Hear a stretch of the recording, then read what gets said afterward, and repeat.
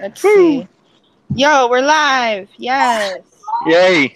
Maggie. Okay. Maggie's like, Hi. I forgot. This is going to have some weird stuff in it that's going to relate back to Let's the Round Table, because we're using the old Let's the Round Table account for this because of technical difficulties. But everything else and this is going to be later archived on Order of the Outpost, which you should go subscribe to that. It's going to be in the link to the video. Okay. That was a lot. So, should I introduce myself first since I just am on a stream here, or do you... Anyone want to introduce themselves? I will introduce myself first, since this was go, Kira. my nucleus. Your brainchild. Yeah. Sorry I don't have a camera. I need to work on that. But it's your girl. My name is Kira Ann, and you can. And if you're familiar with the Lights of the Round Table or the Librarians, you've probably seen a lot of us before. But this new group has some new people because it's a new show, and we're really excited about it. And we're really, really excited about the new show, and we really want to support it. So I hope you guys will join us. And let's roll. Next person. I guess I'll go, since we're in that realm. My name is Maggie. If you know me from the Librarian stuff, I went by Flynn's Carnation on a lot of things, and I was one of the minds behind What's the Round Table. But now I go by Maggie B. Hudak on everything, and quite recently, as of today, I am now Janzo the Alchemist on Tumblr, Twitter, and Instagram. So, if you want some fun Outpost content, go there. Okay. Might as well go in screen order, I reckon. Okay. So, Tim. Okay. So, I'm one of the new ones, so probably a lot of people know me as TJ93 Official from Twitter and part of Sci-Fi Locker, but I'm now part of the Outpost podcast, so thank you to Kira for bringing me on for that. Heck yeah. And hopefully this won't be the first and only podcast, so shout out to thank you, and I've got some other stuff in the works as well. We should give a shout out to Min, aka Herma on Twitter, for starting the Twitter group chat for the Outcast, because then we wouldn't have met, and I wouldn't have had the confidence in this fandom to start this. Because I had this idea since I first heard the Outpost was coming out, because I wanted our momentum to keep going, but I didn't know if I had confidence in the loyalty of this fandom. But it's only been a little bit, and we already seem really intense, so I'm excited. Yeah. Hi guys, I'm Stacy, Dragonfly5874 on Twitter and Facebook, and so I'm new and don't really know what I'm doing, so hang in there with me and we'll see what happens. So, but yeah, we're real excited and it's going to be fun. So. Woo! Last but not least. Hi, I'm Jessie. I'm new to this stream and stuff, but with Librarians, I actually have a Tumblr called CastPip, and then another one on Instagram, CastPip Art, and then on Twitter, I'm Anime Consultants. So, thanks for coming. Okay. So, I guess we should just get right into it. Yeah, why not? Where do you guys want to start? We didn't really make enough of a plan for this. We can go straight to the chat, because we have Mags Amberdeen, who was awesome enough to get here like 10 minutes early and was wondering why we weren't yet. So, she said that one of the things she really loved about the pilot episode was the little girl. She was such a fighter even after losing her entire village. She just did what she had to do to survive. And then we discussed before that, we all know the little girl is Talon when she was young, and that was like her origin story. So, like, what everyone think of that? I loved that actress, that child actress. I want to see her in more because she was intense. It was also in every direction. Casting. Like, she a young Talent. She did look like young Talon. It was so good. And a lot of, a lot of the complaints that have spawned from that first pilot episode that people were unsure about. It was about that very, very beginning, and it was how jarring it was for us to jump right into that tavern scene with Talon and the kind of forced dialogue if they have to pay, like that was kind of it was very sudden now as an opening image. And I personally feel like it would have been smoother if we just jumped into her origin story, her childhood, her essence first, and then showed how she changed. Because I get what they tried to do, but it came off to a lot of people as really jarring. And I can get where they were coming from, even if some of them are a little bit rude about it. I can get, it was kind of like the first sequence seemed like out of nowhere. It might have been cooler if we started off with young Talon and then saw her get older. But at the same time, I feel like it works that it's jarring though, because otherwise it's just taken from every other show that starts it off like soft and mild. Yeah, that's exactly it needs to separate it from the other ones. Like, true. That would be like every other thing. So they took a bit of a risk there by having, right. Yeah, I think it works, to be honest. So. I mean, I didn't even realize it was a tavern. I thought it was a gambling den. Same thing. Yeah, it was kind of both. Okay. And it's also a drug smuggling ring. So, I'm with Mags here. She's got in the comments. I also really love the costumes of the show. I thought that department did such an amazing job. I kind of want a closer look at what a village was on cosplay. I could talk about... I was thinking cosplays before, to be honest. So. Yeah, this would be a fun show to watch. Mags is a solid point there. I have a lot of experience with the cool hair wraps that Talon does around her braids. I can do that, and I did a lot as a kid, and it was a fun thing. So I was thinking I could do a cool Talon cosplay. Yeah, wicked. I love her outfit. Yeah. I love her high-waisted pants. I love her belt. I love her green jacket the most. Yeah, that green. I love it. I just love because she's not overexposed, you know what I mean? Most of the time. Talon, she's kind of realistic, but at the same time, it's like a realist outfit for a warrior, more realistic than perhaps Xena. But Xena got away with it. I literally told my mom when I came out to her, she was like, well, what happened? And I was like, I don't know, but you made me watch Xena, so. I think that show made a lot of girls realize they're gay. just going by Twitter. Running around with her, it was great, but at the same time, it was so exposed. But that's pretty normal. But I like how Talon is really realistically dressed, but it doesn't underplay her beauty of either her face or her body. Like, she has a great shoulder to waist ratio, and I love how the high-waisted pants and the half leather jacket highlight that without exposing her, like showing off her thighs and her midriff. You don't have to do that to show how good looking someone is, and I like that the costume department realized that. We did see a lot. Like when she had the crop top on. It was like. But I was so glad. I was like, thank God. But they addressed it too, because they had the whole dialogue thing with. They never named the character. She just called him Old Man, right? Creepy dude from the. He's definitely the wolf. Yeah, obviously. She had that whole dialogue where she was like, "Then why am I half naked or whatever?" I thought that was. I was like, "You're barely naked, but hey."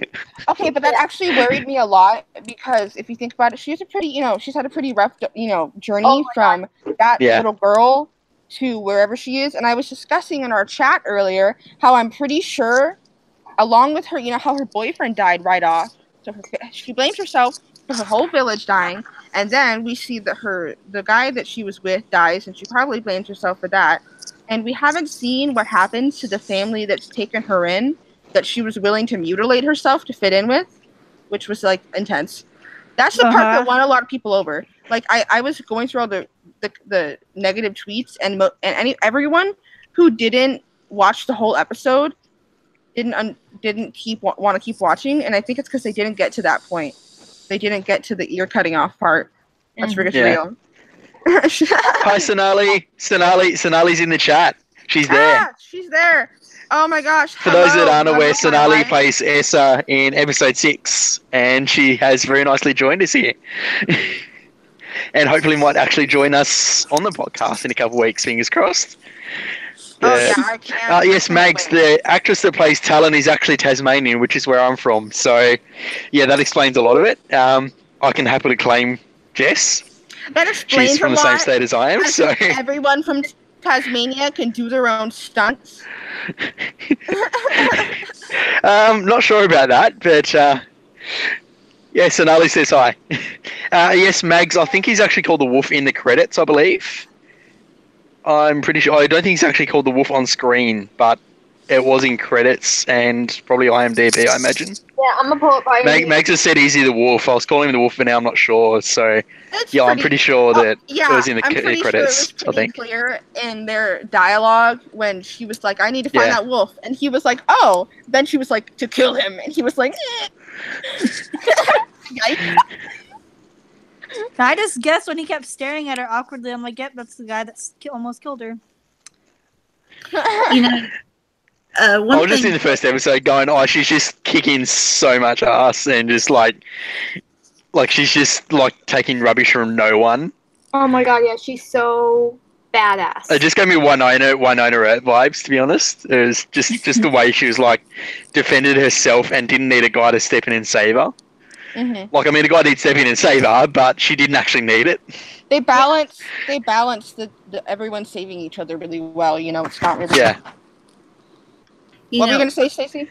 One thing that I noticed a lot of the negative comments that I was reading, a lot of people were talking about all the fighting, like at the village where they wiped out the Black Bloods. They were talking about there wasn't any blood and everything, but I don't think a lot of people realized that they were Black Bloods.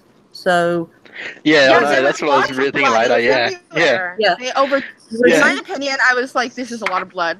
Like every time everyone was getting shot, there would be all that black pouring down them instantly. Like, but it was to pronounce the fact that they were Black Bloods. I don't know how people miss that. I feel like the show is. I feel like people are missing all these details, and like even Dean Devlin had to go. Like these people after the second episode when she woke up and he literally said, "I used the Lokiri salve to save you," and then she was like, "What was that thing?" And he was like, "That was a Lokiri, aka a demon. He used demon blood to save someone with demon blood." That makes sense, you know, that in a fantasy way. But everyone thought that she healed just because she was a Black Blood. When she, you know, and then they were like, "But why didn't the village of Black Bloods heal themselves?" And that's not how it works. She would have died if he hadn't had that special demon salve. Yep. Like, I think what everyone skips over as well is the fact that they created their own language in the first episode. Like, the only other show that's majorly done that is Game of Thrones. Like, created a whole language for the show alone. I actually didn't know that was another language. Like, everyone seemed to skip over that part. Yeah. Like, everyone skipped over that part in reviews and stuff. Like, they just went negative on the acting and set. Where they just speak gibberish and pretend it's a language. Yeah, but, like, they actually had subtitles and the language for the Outpost, and I was like, you know, everyone skips over that fact. Like, the Dean's actually created an actual language for the show. I think he got a linguist, just like the Expanse got a linguist for their Creole language. And it's just like everyone's just glossing over that and going, you know, picking on the set or the acting, which is far better than everyone in reviews is saying it is. And it's like, well, you're skipping over the fact that they actually have their own language that Dean's created. Like, that's a fairly major thing to create. Like, that's not something that's lightly easily done. For sure. I want to add, though, to the acting thing. I honestly think it's not the acting. Like, the acting's very good. It's the writing. Because a lot of the dialogue is very, I want to say stilted. It's not, like, the most natural dialogue, and it's very obvious dialogue without, like... I was talking to Tim about that when we were talking first alone, because like I think that in their haste to really set up, because you know a scene is three things. It's three texts. It's context, which is the circumstance and the plot. It's subtext, which is you know everything that's implied, and then there's text, you know, the textual, the surface, the very, very surface, the dialogue, the things people say. You know, I feel like they fell into that old cloud are coming out of the mouths of the writers and not the mouths of the characters entirely. But sometimes they aren't. Sometimes it's really good. Sometimes it's great dialogue. Like, you know, the scene Yeah, like you go with your hands. That was pure gold. Yeah, it was a little cheesy. Like, I loved that scene, and I still argue it wasn't the most natural dialogue. But I was gonna say the scene where Gwen and Garrett in the episode 2, when Gwen goes to him and is like, "My hero," like she thought that he was the one that killed what's his face, that Talon killed in the previous episode. That was one of the most like well done scenes in that episode in terms of writing and acting, in my opinion. Yeah, like the episode 2 vastly like it was obvious that the first one, you know, like it's for one thing it's a pilot. For the second thing, it's the first season, so it's like the pilot season. And for another thing, we should focus on how hard people work to make a budget go. Oh, like for people were complaining about how the CGI for all the settings and stuff wasn't perfect, and especially in the pilot. And I'm like, but the portal was awesome. I don't know. Yeah, legit, that shit was so well done. And I mean, yeah, they obviously were prioritizing. Like, I don't know about you, but I do too. I don't. Yeah. And everyone's like, everyone like is like so obsessed with stuff like, you know, Winona Earp and Teen Wolf and Supernatural, you know, stuff like that goes for so long. I don't know. Have you seen the pilots for those shows? Because they look like crap. Yeah, I mean, the pilot for Teen Wolf? Oh my god, those prosthetics. Supernatural. Yeah, I mean, Winona's pilot was so it was like so weird on the bus. One of the worst scenes I've ever seen in any like TV show. That bus scene was just like, what? The bus scene made me want to die. It looked like it was filmed on a phone, and I'm like, what's happening? It looked like it was like a. But like then, I mean, everyone was like underrating Winona season 1, and then I mean, look at it now. Okay, but like the rest of season 1 was amazing. The plot, the acting, even the cinematography, in the rest of the first episode got really good. Like the first episode is some of the best improvement I've seen since I watched the first episode of Ruby. Because when you I mean, it's Ruby, like Arrow. You know, Arrow season 1 did well, and then like from season 2 to 5, everyone thought it dropped off. Like you can't just judge by the first season alone like that. Too big. Had an amazing first season, and it's been kind of crap ever since. Especially writing wise, it doesn't. Make although the current season coming up looks pretty good though. But like, I think it's also partly on the CW for putting this in summer as well. I want to say cinematography wise, episode 2 of The Outpost was incredible. Oh my gosh, the fight! Yeah, that monster CGI. Oh my god, I couldn't even get started on that monster. It was a good combination. Oh, I was like, look, and I was like, look, you can criticize that green screen all you want in the first episode, but you cannot criticize the CG on that monster. That is just like, given the budget they've obviously got, that was some seriously good editing. Yeah, that looked like something off of Legends of Tomorrow or The Flash. I know. Yeah, I know. And like, you know, that looked like a DC TV level stuff. The Portal looks DC TV level, like not the best, but good enough to stretch the imagination. And like, you know, for all these other shows. When you've seen shows like classic Doctor Who and stuff, you can't really pick on the green screen because, I mean, I've seen some horrendous Doctor Who episodes where it's like obvious that they're just like holding a little cardboard cutout, and it's meant to be going through space. Like, you can't pick on the screen when you've seen classic Doctor Who. Everyone's just spoiled by Netflix and HBO now, and they're throwing a fit because everything's not the same, and they want it to be, and that's not how the world works. Plus, you know. That's just it. I mean, you know, this show has a lot of throwback essence to the old shows, the old movies that have classics that I grew up to. That me too. You know, the Willows, the Legend of the Seeker, Stargate, Hercules. I was raised on those too. Like, our ages are so far apart, but me and you are like vibing. Like, I love Willow. That was my favorite movie as a kid. I mean, those vibes, those type of stories where you live for the stories, and that style is there. It's not about the over the top, the vast money that these computerized sets give you. It's about the acting. It's about the heart in the show. It's about the details, the craft that they put into the tools, the shields, the costumes. Yes. everything, the armor. details. I could talk about the art on this show forever.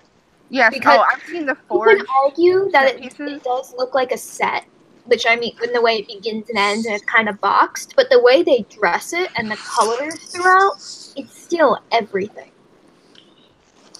Yeah, like, you know what's really remarkable to me? As someone who's interested in filmmaking, I can totally recognize how claustrophobic and confined their set is in a lot of ways, it seems. But I'll tell you this. Okay, so the reason I am obsessed with librarians, and was from a young age, is because it had such better world building. And I don't mean it overloaded you with so much information about the world. It gave you enough details to make you imagine, so you would easily be able to see and experience everything that was outside of the main story. So it seems like it's really set in a foundation. Indiana Jones doesn't do that. So as a kid, I was like, Flint Carson is better than Indiana Jones, and this kid punched me, and I punched him, and I got suspended. Your priorities are right. And also, based off the films as well, a lot of people forget the librarians actually started with 3 films. Yes. As well. Yeah, like, but they were so good, they had so much value. They had so much emotional value. Like they weren't, critically acclaimed or anything, but like they were solid films. I think that's what people forget is with the Outpost, it's got a CW budget, and yet they compare it to Lord of the Rings and Game of Thrones. Like HBO and CW's budget are vastly, vastly different. I mean, HBO shoots all over the world, and they've done Westworld, which takes a great deal of CGI stuff. Love Westworld. And then you got the CW, who, the CW's got a much, much smaller budget, and yet people are comparing HBO to CW. And it's like sometimes you just need to forget, oranges. It's like sometimes you need to put the budget part aside, ignore the fact that, yes, there's might be some obvious green screen, and enjoy the story for what it is. People also need to understand that not every CW show is the same. That's something I see a lot. Some people refuse, like, Black Lightning is made by different people than The Outpost. They're not going to be the same. They might be connected. Has so good writing that's so relevant. Yeah, like, but the CW... Like, I knew nothing of Black Lightning, Yeah, like, I knew nothing of Black Lightning before the CW aired it. Despite Riverdale, CW has standards. Whoa, don't take shots at Riverdale now. I grew up with Archie. Oh, I'm not taking shots at Archie. They're two different things, honey. Honey. I do want to point out one thing that I've got on my list is the sword... Riverdale. Yeah. Did anyone else pick up on the sword going through concrete when Talon was stabbed in episode 1? Like the sword actually went into the wall. I'm more curious as to what that sword's made of. To actually go into like a concrete wall. And how strong Talon must be, because Jesus Christ. To have 2 swords go through, yeah. I thought she got stabbed where the wooded area was. Yeah, I'm not sure. It might have been. Because now I can Garrett's father he literally said she got it got pinned to the post. Yeah. He thought it was so funny that they thought it was a demon for like a while, and then they're like, but oh my gosh, literally I had my friend over to watch it, and then when they had Talon tied up to the wall, and Dano was like, still looks like demon blood, and my friend was like, who said demons can't be hot?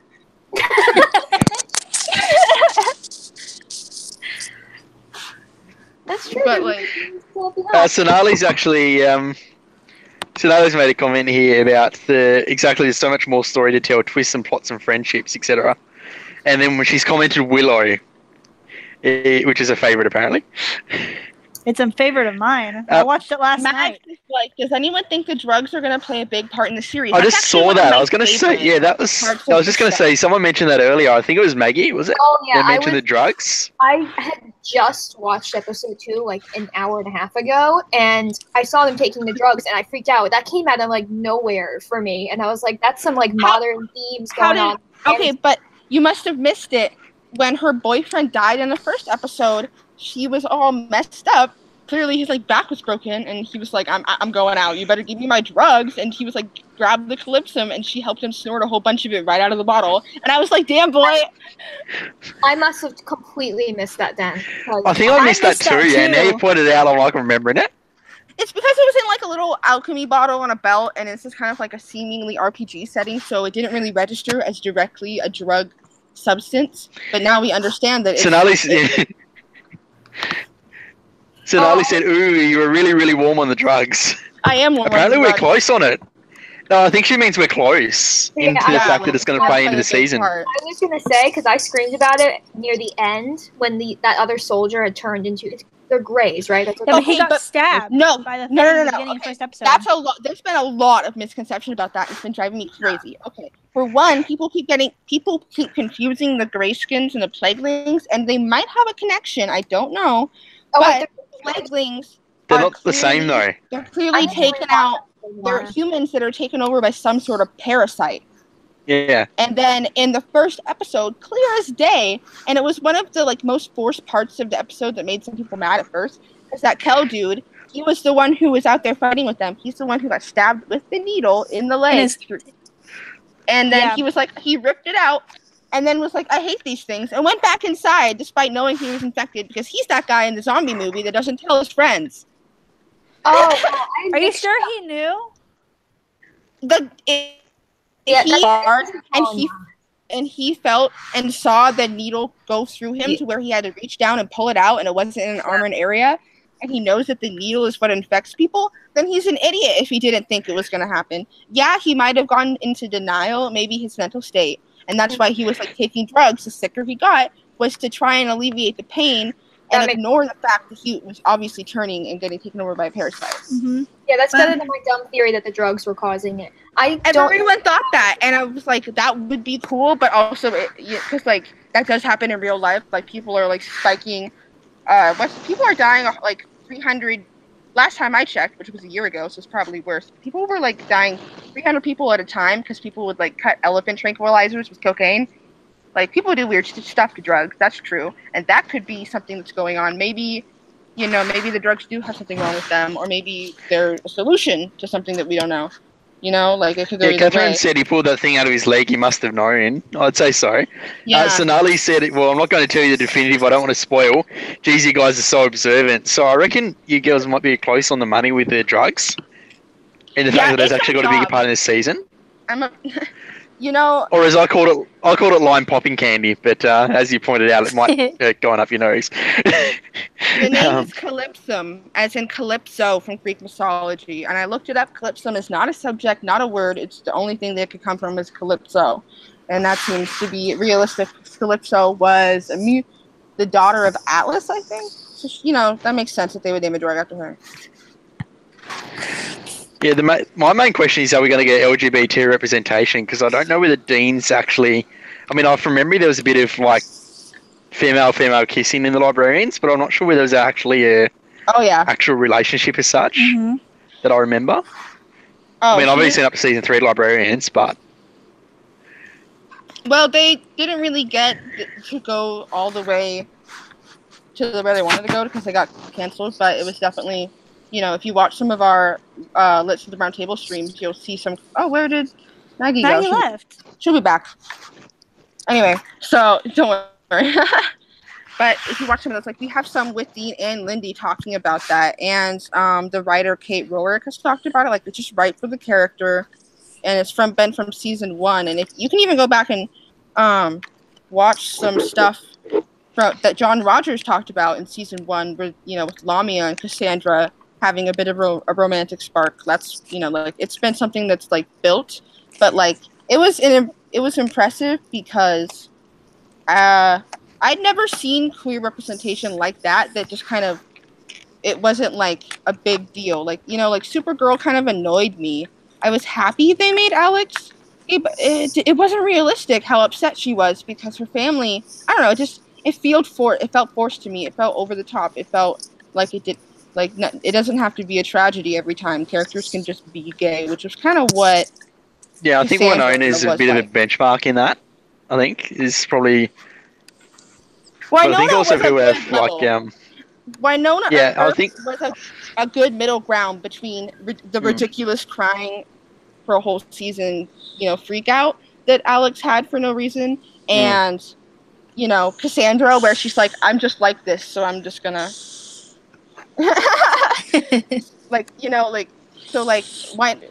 Winona's sister, she's been in such a small town, it took her something to realize, and then she was like, oh, is this happening? And then she was fine with it, and it wasn't really a horrible big deal. It was sort of realistic. But I think that part of it is because of this is what the CW did with 100. People are worried, especially me. But that's the thing. After what they did with that, it's not the same people, even remotely. Arrow, Storm, and Electric Entertainment aren't even remotely related to Rothenberg and such. They're similar in a lot of ways, but even the people who write it are from it's not. They're coming from two completely different directions to the same platform, and and they're two different shows. But I think the fact that Dean sees the fans, I think, might actually help. Oh, for sure. It's only the first season, and we can't just assume that it's it's been kind of it's been interestingly even throughout all the relationships so far, which I really like. All the dynamics seem to be building in a way where they could go either way. But they haven't really entirely contradicted each other yet. And I really hope that we don't get a really stereotypical love triangle or love square, because that's just we don't need it. And I want this to be. People have been saying that this is a cookie cutter show, and I could disagree with that on multiple levels already. But I also feel like it's going to change a lot in ways people don't expect, even in the first season. And I feel like. I hope that the relationships are one of the things that are kind of unusual. I really hope we don't have an annoying, you know what I mean, like some Hunger Games BS that no one even cares about. We don't care what Katniss. We don't care. We don't care. This show It'd be cool if it. Go ahead, Jesse. It'd be cool if they all just got in a relationship with each other. You're right. Everyone wins. I was actually gonna say it relates to that there's so much romantic implication between so many different characters at this point. It seems more like they're just gonna keep playing that until they eventually decide. Oh, it's Cat. Hey. Hey, Cassidy. Yes. Friend. Anyways, until they eventually decide whoever it is they're gonna pair together. But right now, I don't think it's a super concern. Yeah, and I think whatever they it's like it's not the main forefront of the show, which is nice for a change. That means because quite often it's so forced. Yeah, it's it's usually so forced, and it's like a relationship drama, and you just get sick of it after a while. That's why I think that's why Winona works well. It has the relationships, but it's not the be all and end all of the actual show. And that's another thing. We have a Stargate. We have the dudes involved. We have a dude involved with Stargate coming into.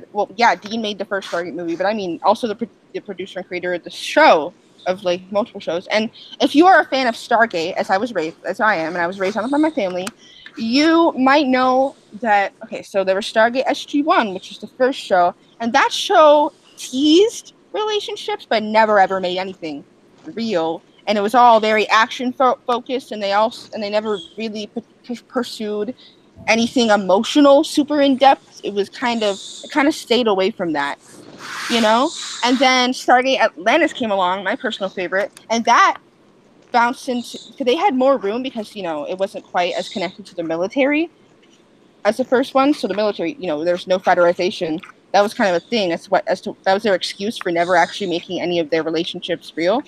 They never, you know what I mean? It was kind of like that, or they would just kill them off. I don't know. That was just their thing for 10 seasons. They would never let anything happen. But then in Stargate Atlantis, things were they let the emotional side of things balance in more with the action, and I found it more entertaining. I found it more well-rounded, and I thought that Stargate Atlantis should have gotten more seasons than Stargate SG-1. I enjoyed it more. I enjoyed the premise more. I enjoyed the characters more and the relationships more. But sadly, that got canceled. And then they had Stargate Universe, which I was excited about. So I watched it, and it was like watching a soap opera in space, but they never actually really go in space that much. And it was very annoying, and I stopped watching it. I was very disappointed. And it focused way too much on the drama side. It went too far. They drew out the plot too much and overdid it. and that's basically. I think also the But I talked too long on that. Sorry, but what I was saying is that's a spectrum, and I hope that shows fall in the middle instead of on either side. Mm-hmm. You say something. I think also what everyone's missed, or because a lot of people aren't aware that, as I pointed out earlier, I'm part of Sci-Fi Locker, and I actually interviewed Sonali, who's playing Esther in episode 6 onwards, is that she actually works for Lord Dredd, who I think we've only heard of at this point.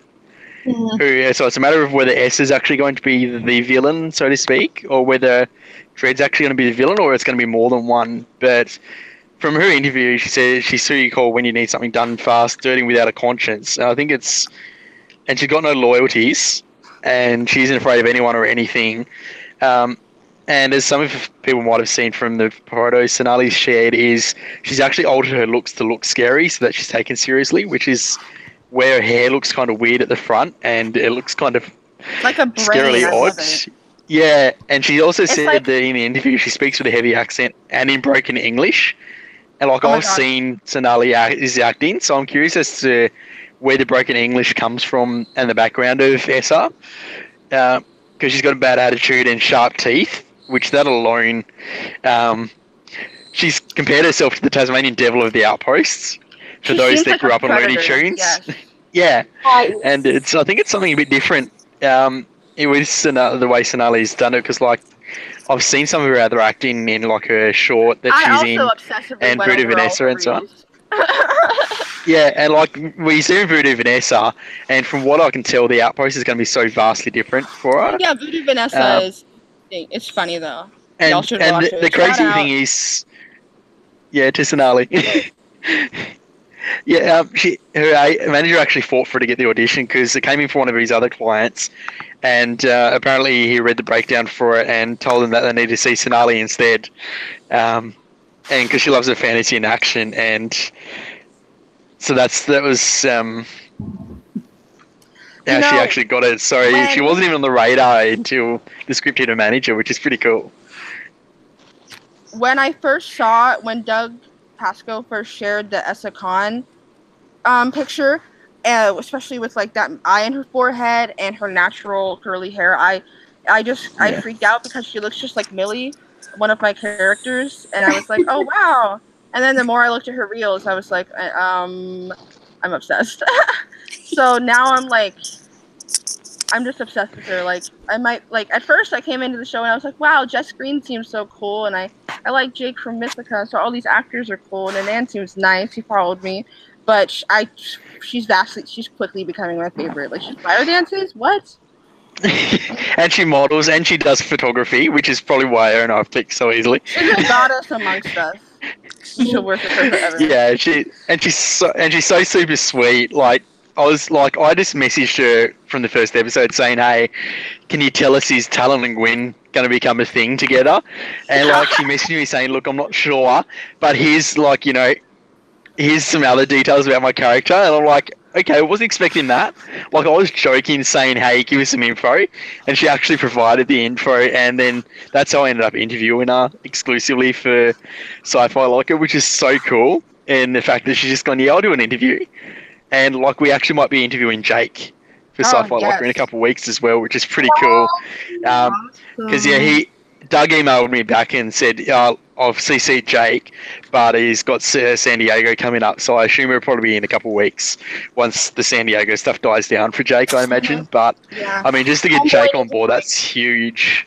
That's like huge that we have access to CW actors. Is like, I've gone from like this little site that did Legion last year, and then suddenly we're interviewing CW actors. It's like you don't expect the CW to be so open with the actors, and yet like Sonali's just this beautiful human that just like happily interacts with the fans and realizes that they need the fans to make the show survive. It seems like a lot of the cast and crew understands that, though. They're very responsive and really awesome, and I really hope that we can not only support them but get them on here and help hype them up. And I really, really want season 2. Like I'm dying for it. Sonali said she's actually Essa features heavily in season 2. The only thing I'm dubious about for the next getting season 2 work set through, and it seems like they have it pretty planned out. Like, it seems like they have a really set, solid plan, which appeals to me. I'm excited. Yeah, because like Sonali said, that Essa features heavily in season 2, and will probably actually meet Talon in season 2. So I'm gathering that won't actually meet in season 1. I gather. That's the real ship. But yeah, I think the only thing is, I just want to see them sass each other. Because like Essa's gonna take rubbish from no one, and Jess is like this sassy woman who just won't take any rubbish from guys either, and so they're just gonna sass at each other. Which honestly, I'd be fine with the whole episode of that. I can't wait to watch them fight because as a fan of Altered Carbon, Lady fights. Oh, that is a good warriors. Show. Oh yeah. I think the main thing is with their series that Sonali, Sonali has said though, which is the only thing I'm worried about, is that people have to die before Essa shows up, and I'm worried as to who has to die before she shows up. I've been worried about that since the first episode. I'm worried that Janso or Gwen will die, or Garrett. I'm worried that any of them are gonna die. Given that no one is clearly safe after episode 1, when you're like, oh, she's got a boyfriend, oh wait, he's dead. Like, that's the sort of stuff I live for. As I was saying to Kira the other day, is like, like I said to Kira, that's how I want to write a series. What the heck? Get people attached to a character, then kill them off with no chance of coming back. Like, that's the sort of show I enjoy. Like, Orphan Black did that so well. Okay, but as long as they don't overdo it, like the 100, and do it with no meaning. Mm-hmm. No, as long as there's like a meaning, like Orphan Black did, where instead of being the season final where they kill someone off, it was like episode 5 when you least expected it. Like, that's the sort of thing I want, is, have it in the middle of a season where you don't expect them to kill off anyone, and they actually will. And, like, that's the sort of thing that I'd like to see come from the show, because that's, I think the best thing is our fandom is so small at the moment, in the fact that will become like the Herbers have, in that it's a tight-knit, close community that's always welcoming, as long as you're not a total nasty, horrible person, I think. And that's pretty much what the Herbers go by, is that, we're accepting of anyone as long as the librarians you're not a horrible person that's just going to cause trouble. Yeah, and I think that's what I think that's what we need the fandom to be. Mm-hmm. So do you think someone's going to die next episode? Probably. When I think Essa, when does she come in? She comes in, I think she has 4 episode 6, I believe. Credits. Yeah, so hang on. Sonali did tell me, I believe it's 6, 8, 9, and 10. Okay, it's somewhere in our chats. It's a while back, but I believe it's 6, 8, 9, and 10. I mean, Sonali might be able to properly confirm that in their live chat, but so I would say, I feel like if someone dies, it'll be around it's 10 episodes, so it'll be around the middle mark, 5. Yeah, and at least we know we're going to get 10 episodes. But because, I feel like I feel like, I don't know. I worry about anyone dying, because maybe, I don't know. I hope that it is restricted to like people like Kel. Or maybe, like, I wouldn't mind if Marshall Withers took a hike off the cliff. I'll tell you that.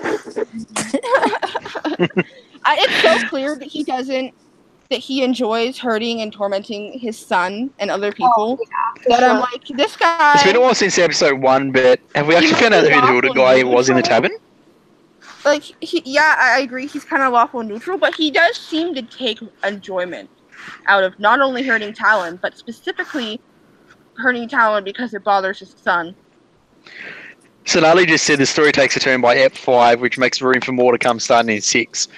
So yeah, I think like everyone's discounting the fact that like it starts slow, but it seems like around mid-season it's just going to go absolutely psycho. Yeah, if anyone wants some like reference for that, I just pulled up the episode summary for 5, and it's having discovered a powerful secret, Withers blackmails Gwen. Then 5 killers from Talon's past look to take care of unfinished business. Okay, so, I don't know.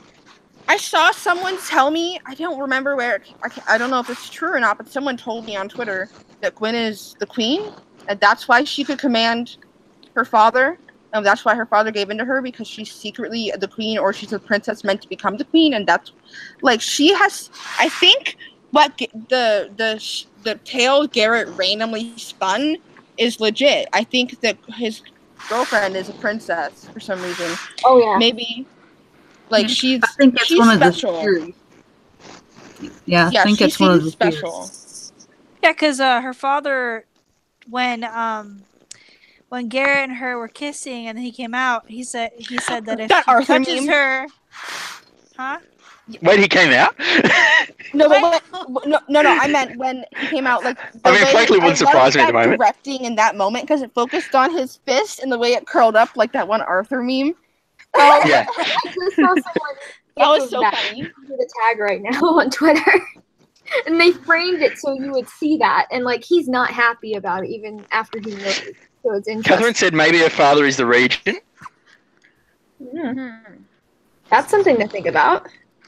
Oh, I've also, when I said about Sonali gave me some info on Anand's portrayal of Janzo, I said to her about is he portrayed as someone with Asperger's. Apparently, Sonali said, I don't think that was the case. I believe Anand went there with him and it stuck.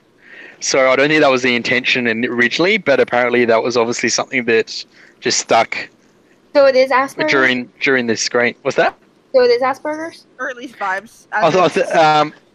From what Sonali said, I don't think that was the original case, but apparently Anand went there with him, with Janzo, and it just stuck. So, I mean, that's good representation regardless.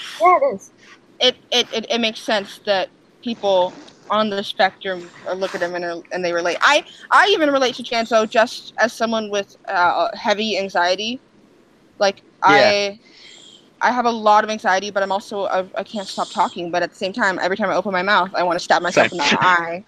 I hate it. You know what I mean? Like, it's this constant problem, and I just felt like his energy was relatable, and I can see that a lot of people maybe that aren't exactly, you know, neurotypical might relate to him because he's got that. He's jittery, but in a good way. Mm-hmm. Yeah, and I think it's nice that we've actually got characters that have flaws. Like, because I think that's why everyone loves Winona so much, because you've got this alcoholic, kind of a bitch. Yeah, she's like kick-ass woman who just shoots demons, but she's an alcoholic, so she's not this perfect woman by any means, but she still can stick up for herself. And I think that's why Talon just clicked with a lot of us so instantly, because she can defend herself. She doesn't need a man to come save her. But I mean, they have saved her so far, but I like that because, like, I like that she's powerful, but she's clearly not perfect, and it's because she's so damaged. Obviously, she's like the way that few female characters are allowed to be, which is really closed off, really shuttered off on the outside, really harsh, really fierce, really unapologetic. Even though she obviously doesn't actually not care, but this just like I understand what it's like, you know, to pull back into yourself and pretend you don't care and build walls around yourself to protect yourself because you don't want to get hurt because you have been hurt. But that's just hurting you more because you're basically cutting yourself off from anything other than your own pain and your own anger. So she's just stewing in it. She's stewing in her hatred. She's stewing in her self-hatred because she blames herself for all of this. And she thinks the only way that she can alleviate that pain is to kill the people who did it. But it's not. Like, that's what that conversation was about her boyfriend, who clearly she had been with a while if she trusted him enough to let him know about her family, because that means he must have known about her black blood, right? They seemed to be together for a while. And again, someone she loves dies because of her. So that seems to be a pattern, as I said. So she needs to find... She's searching for vengeance, but she needs love. And that's what she's getting without wanting to from every single person on the show. Yeah, honestly. So, with her with the family, she was drawing the little girl. That was really cute. That was adorable and gay. The way she's like smiling at her and like, I was like, what's happening? But also that family was that the woman taking her in, that was so relatable because I had this girl that lived on my street and her and her mom got kicked out of her house, and her mom was kind of a junkie, so my parents took her in, and she lived with us for a while until we could get her to a better house, and she was like my best friend for a really long time when we were really young. So that's something, that's really real, is just taking people in right off the road. Like eating a radish. Like, okay, come home with me. That's real stuff. Like, apparently her name was Alice. I can't remember, but I looked up the casting for it, and there's an older version of her too, so I don't know if she's going to show up in the Outpost or going to be a memory. I think it'll be a memory, and I feel like Talon lived with those people for a long time, and I feel like something bad happened to them. And I'm really I'm already depressed about it. I'm already sad. Dude, or what if Talon had a relationship with her? I don't know. That could be, like, that would be kind of like, that would make sense. And I wouldn't even be mad because West Talon exists, so. Like, she's just someone they took in. It's not like that's actually your sister. But, like, I feel like I don't know. I feel like maybe something bad hasn't happened to them. Maybe Talon left. Maybe they made her leave even after she cut her ears off. But I feel like that's not likely. I feel like the dad walked out and she was like, "Here are my ear tips," and she, he was like, "Oh my god." That's, you know what I mean? That's probably what happened. There was probably. I think we just need to meme that now. We just need to meme that. Here are my ear tips. Here are my ear tips. No, that's no. Okay, what if hashtag worst Tinder pickup lines? What if I cosplay Talon, but I get Spock ears and I just cover them in blood and carry them around and try to hand them to people? Yeah, we just hashtag that now. Worst Tinder pickup lines. Here are my ear tips. Catherine just brought up something that I was thinking about, but I can't remember what the family looks like enough to like be like, yeah, that sounds like really legit. Is that she wondered if his boyfriend was the son of the family that took her in? He looked Asian. The boyfriend that died. He looked Lebanese. And speaking of diversity, that's a big thing that everyone's like complaining about, and I just can't get that. Like Sonala's a Latina. It's a very diverse cast. We haven't even got to all the cast members yet. I know. It's like everyone's like, oh, there's no diversity. It's like traveled to like 2 locations. Yeah, like you just pointed out, her boyfriend is possibly Lebanese. I think someone there said there was like an Asian guy in the tavern. Essa's a Latina. Like Sonali's like a pure Latina from the Caribbean. Like, I don't know how much more diverse you could possibly go than having a Latina villain. Like, yeah, I agree, Chris. We could go more, obviously. Yeah, like Chris just said in the comment, yeah, I'm so confused by that complaint. So am I, because also, it's we have so a lot diverse. Of women so far, and the men aren't. Yeah, I know. And we can only. Although one thing that came up to mind, one thing that came to mind earlier was how Gwyn survived that jump out the window after Talon, because she didn't break her ankle. Yeah, that was a huge jump. Yeah. I've got questions about Gwyn's heritage, because I don't think she's human. You cannot survive that big a jump and not do your ankle. Series. Did you see her coat? I know that, but... Did you see her coat? Look how thick it was. It was like okay, that might have been a parachute for her. But, because she's thick. Okay, but like... She floated down. The head cannons, she floated. She floated down. Yeah, she floated. She's a fairy. She's a fairy. Dude, that'd be wicked. She bounced. Yeah, she floated down in the power of bisexuality. I like that. Control over positive and negative magnetic fields. Who said she floated on the power of bisexuality? Who said that? Was that Stacey? Because I'm so there for that. No, she bounced. When she bounced. She bounced. Her coat was so fluffy. It bounced. I agree, Catherine. That was a big jump. Yeah. Yeah, it was her bisexuality keeping her. Yeah. Yeah. I almost said keeping her straight, but that's not right. That's like I'm still determined. There's so much sexual tension between Talon and Gwyn. Let's be honest. Oh my gosh, and between Garrett and Talon. About before. Like, there's no one that just. Everyone wants to. Like, Talon dishes the sass at Garrett, but she never dishes it towards Gwyn as much as she does Garrett. She does, and she's actually she's more amused by Gwyn. By Gwyn, yeah. She's kind of closed off to Garrett, and I feel like that's because he's a Covenant soldier. Like, she already stated why she doesn't trust him because they just led to the death of multiple people in her tavern and her boyfriend. Mm-hmm. Yeah. Like, that just happened. And then she turns around and the red cloak is like, trust me. And she's like, you're hot, but she's like, you're cute, but I don't know. What about like the revolution they're planning? I'm excited about that. And he obviously like every minute that he's talking to Talon, he's like, I'm literally trying to overthrow them. Leave me alone. He's like, don't compare me to them.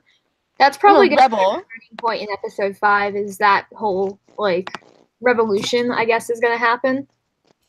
Maybe that's the secret that Gwen learned. I think Gwen is vital to the revolution because she needs to be. Yeah, I think she's like someone to secure. They need some way to secure power after they toss whoever. Mm-hmm. They toss everyone else out. They need some way to make the people not panic because their infrastructure doesn't seem that stable. It seems like they're just they're in a Shannara Chronicles kind of into the Badlands phase where they're recuperating from whatever apocalypse decimated the old population and possibly led to the moon.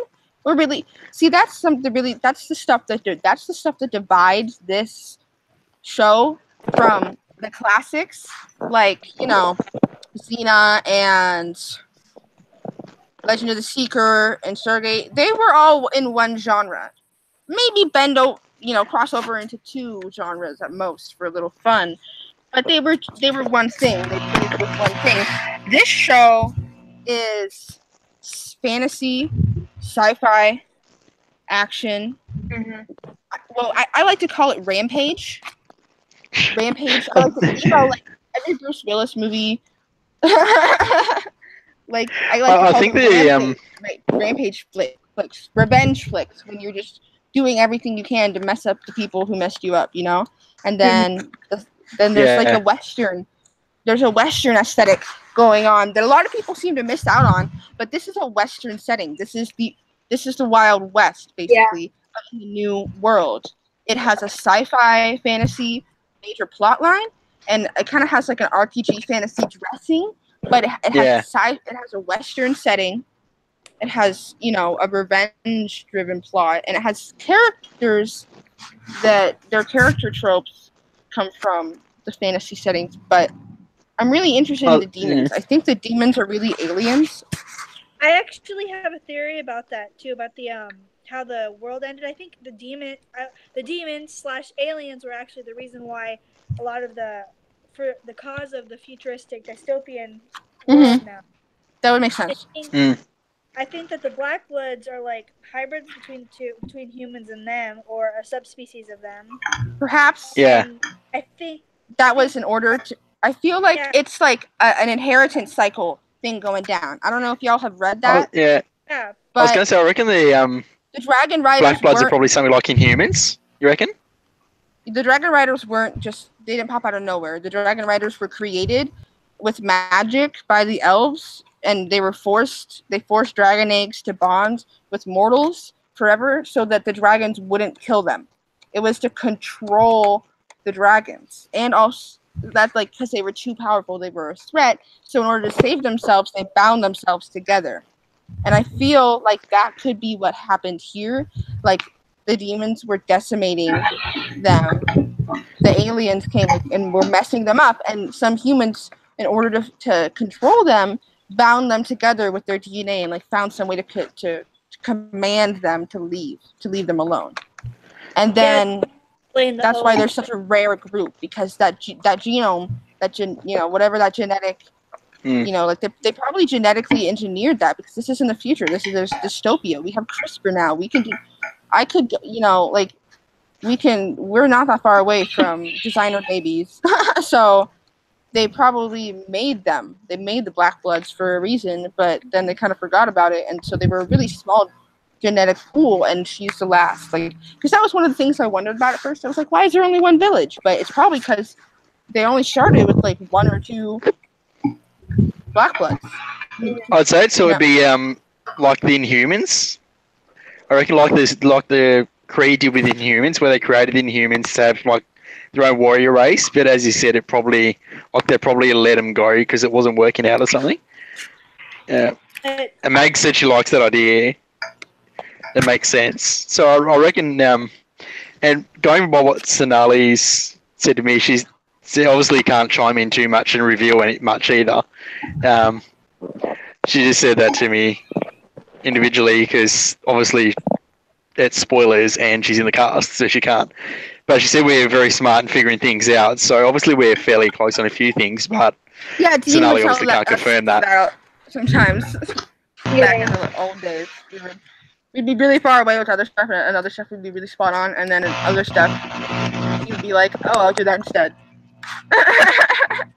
But, like, for real, like, I think I'm really interested in what the moon has to do with it, because it's when the moon is aflame, and the moon is not exactly on fire, it's the lava is flowing, and, like, for those of you that might not know, the moon used to be geologically active back when it, was forming around the planet because all that molten material, and then it had to cool down and lava would flow, and that's why there's lava tubes on the moon. Mm-hmm. But I think that something, the moon isn't completely broken apart, but it is geologically active. There's lava going around on it, and that has to do with the Black Blood prophecy. So that's implying that the moon just started burning in like a couple of lifetimes, like recently enough, like, because if it's meant to be her, like, it must have been around her lifetime. So that's a new thing, and I wonder what it has to do with the aliens. I keep saying they're aliens because I'm sure they're aliens, but they might not be aliens.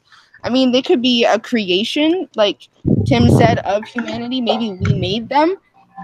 Or maybe they're interdimensional beings, and that's why they have to come through that portal, is because they're not from our plane of reality. They could be from the past, they could be from the future, who knows. I'm really excited to find out.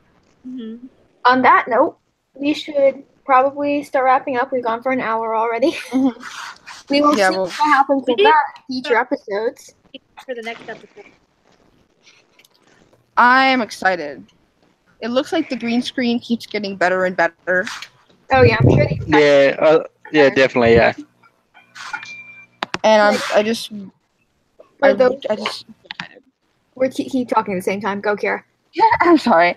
I was stuttering because I love the relationships between everyone, and I just love the plot, and I just can't wait. And I'm excited too, because I'm a huge character person, and I love all these characters. Yeah, like I love all the characters. I'm calling them like the main four of Talon, Gwen, and Janzo. It's like those are my babies. Yeah. The OT4. Yeah. I really do ship them all together. But I guess to wrap this up for everyone who doesn't know, the episode on Tuesday is called The Mistress and the Worm. Thank you. I can't talk. And the summary for it is Talon struggles to command a murderous creature she has summoned. Obviously, we see at the end of episode 2. While Garrett and Janzo work to uncover the cause of the plaguing disease. Don't miss that on Tuesday. Garrett rises. That's going to be good. So long as Talon rises as well.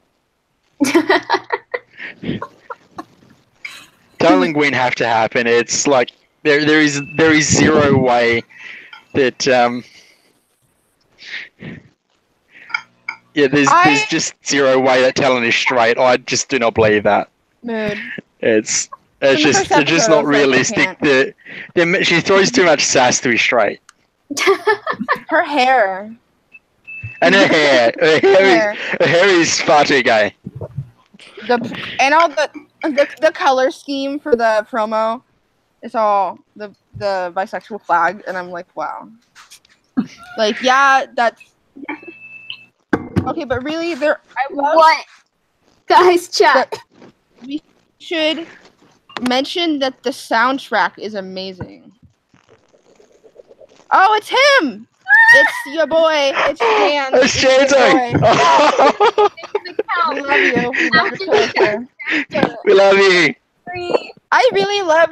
The first episode, I was really all for the OT3. Talwyn, No, it's Tarwin. Yeah, it's Talwyn. I've hashtagged it Talwyn. Yeah. Talwyn. So it's combo of Talon and Gwyn. Garrett, Gwyn, and Talon all, and I was like, oh, that's really interesting. And I was like, but I like James O as a character, but I was like, I don't know what's gonna happen relationship-wise. But the second episode, I was like, oh my gosh, I would really actually love him with Talon, because there's something really intriguing about the really fierce killing character being the woman, and then the really gentle, nervous, I don't want to kill anyone, I want to heal you character being the dude. Like, that's a dynamic we don't get to see a lot. And I love the way they look at each other, because it's like, even though she said, like, I'm not interested in this in the first, like, their first interaction, it seems like that's the only person that so far she actually trusts, and that has proven that she can trust him. You know what I mean? Jared, yeah. Trust him now. I mean, now that Gwyn and Garrett worked together to save her from the getting her head chopped off, she's obviously gonna, be grateful for that. But she doesn't know if they would feel the same way about saving her if they knew about the black blood. She doesn't know that yet. Can we just talk about that sword throw from Jake, though? That was hot. That was amazing. Oh my gosh. That was the episode. I really, really, really want to see Jake and Janto work together, because at the very least, I think they're going to be really good friends. Like, I feel I mentioned on Twitter that I feel like Jake has a habit of bringing home strays. Like, Jake or Garrett? It's not my fault. I know. Devlin, I blame you. I blame you. Like, he made that. I just like this is why we're talking about the cast, guys, because like we've got 2 cast members in the live chat already. Like, this is why we love this show so much already. I can't deal. Like, iconic cast. Okay. Like, I dare you to find a nicer cast that joins in on like small podcasts, like, the librarians starting out. Cast did their best, but not all of them. Like, we went to the set, and like, John ran over to us the minute the take ended when we got there, but like, Rebecca Romaine instantly went to her phone, but I don't blame her, because she's probably texting her husband and kids, and they're adorable. Like, obviously we don't care. We didn't need that attention. We were just happy to breathe the same air.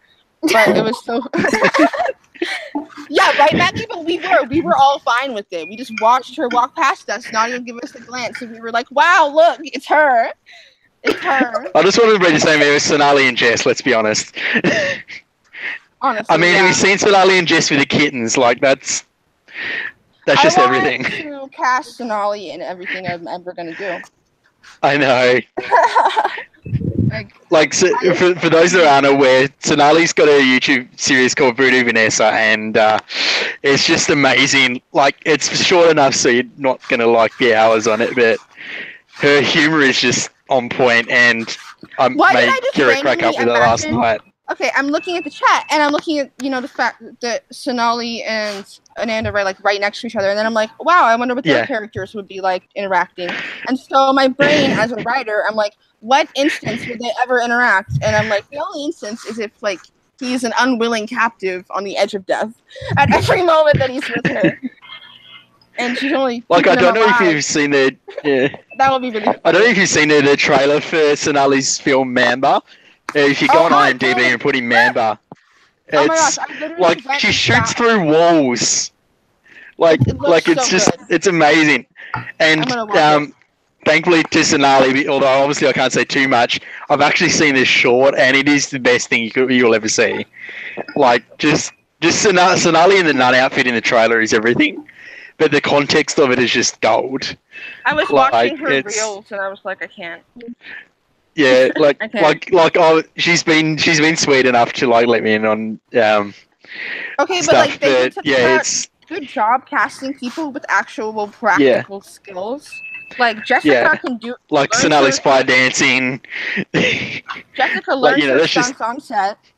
Sonali can fire dance, and I doubt if they waste that, I'll sue. If they don't have her do that, I'll be mad. You know what I mean? Yeah, Sonali needs to fire dance on set. I also want Sonali to direct. Fire, at least around her. It's an aesthetic. I just want Sonali to direct and write an episode as well, to be honest. Because for those that haven't seen Voodoo Vanessa, Like, for those that haven't actually seen Moody Vanessa on YouTube yet, literally go watch it. But her dark humor, I just want to see that in an episode of The Outpost. She would be my pet. It would just be... I knew it. Sorry, I just read what Sonali said in the chat. Yeah, she also likes that I like the nun outfit. I'm sorry, but Sonali in a nun outfit is everything. If you haven't seen the Mammoth trailer, go watch it on IMDb. It's the best thing you ever see is Sonali in a nun outfit and Sonali shooting through walls. I literally already planned an edit of her. I probably should make a Twitter account for that as well. I should probably make a Sonali fans Twitter account, which I'll probably do after the live stream. Me and you run the Sonali fan. I'll make a blog. Let's make a blog for just her. Yeah, we're going to make a blog just for Sonali. Yeah. We need to. She's a work of art. She's a living masterpiece. Yeah, Sonali said she wanted to fire dance, but we didn't have time. Rip. Next season. Yep. I swear to God. Yeah. That was like when John Harlan Kim got had all those really awesome choreography of fight scenes that he was practicing. And we got that. Yeah. And on Instagram, and then we didn't get to see his character exhibit any of those skills except until finally in season 4, but then it got canceled and we could have saw so much more. And I was like, ah! And now I can't stop thinking about him as a warrior character, and I'm like, I need it, you know? Like, we can't waste this potential. We can't waste it. We need to stop casting dumb people who as in every single role in the world, I don't know, something that rhymes with Marlet Manson, stop casting her in everything. We don't care. I would pay her to stop acting. We need to stop casting the same people in everything. It's like some people get a movie every month, and I'm like, I don't care anymore. You know, it's I see their face too much. Okay.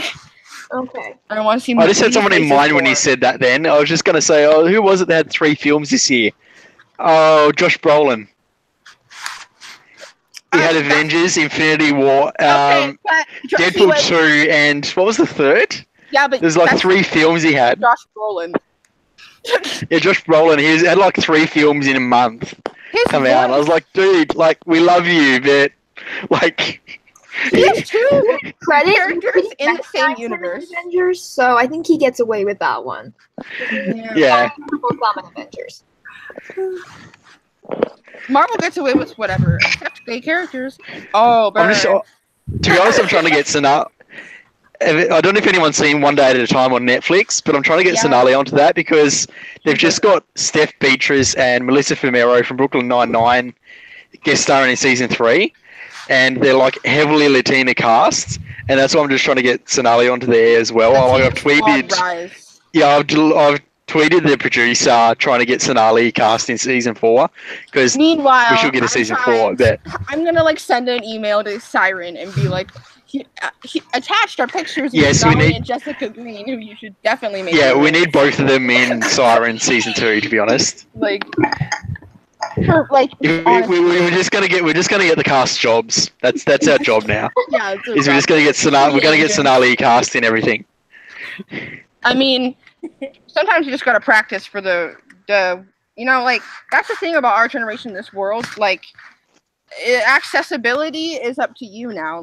I'm just gonna start doing what I want to do, and the rest of the world can catch up with me. That's my opinion. And I don't want to think Sonali would do amazing in Black Panther. So Sonali in Black Panther, it just works. The new Shuri or not? And then no, is it Nadia or is it Okoye? There's a new female. Okoye, I think. Yeah, I hope so. Actually, 'cause I'm in love with Okoye. I didn't know. I love Shuri.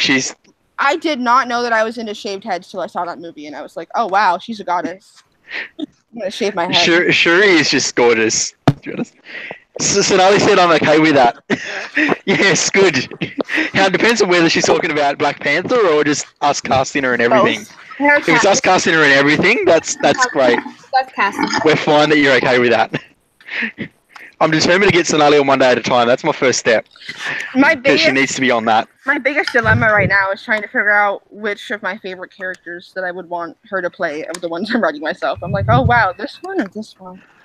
The lion or the it's for context for those listening, both Kira and I do script writing, so. Oh yeah, we're excited about it. He has a movie he's writing that actually sounds good, and I'm excited. short film, but yeah. And so I've sent it to Sonali, so fingers crossed. You never know. Guys, But no, it's but we're gone. yeah. Sonali said cast her and everything. She's fine with. We should probably Awesome, because we're gonna cast her and everything.